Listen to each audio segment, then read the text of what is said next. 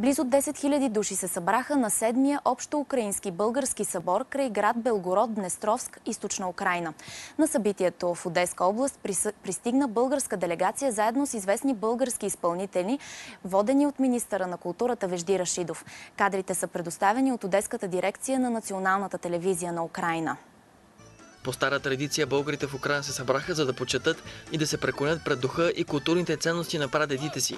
Самодейци откриха официално събора, който се проведе пред вековната акерманска крепост Бесарабия. На събитието присъства посланика на Република България в Украйна Красимир Минчев, както и представители на украинската официална власт и българската диаспора от Украйна, Молдова и по света.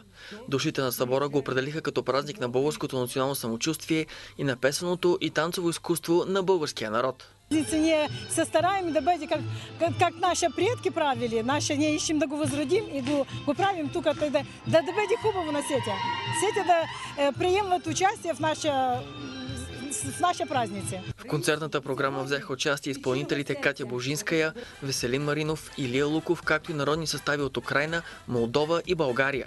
Членове на Прабългарската школа за традиционни бойни изкуства и оцеляване Багатур представиха древни ритуали, характерни за прабългарите, траките и славяните.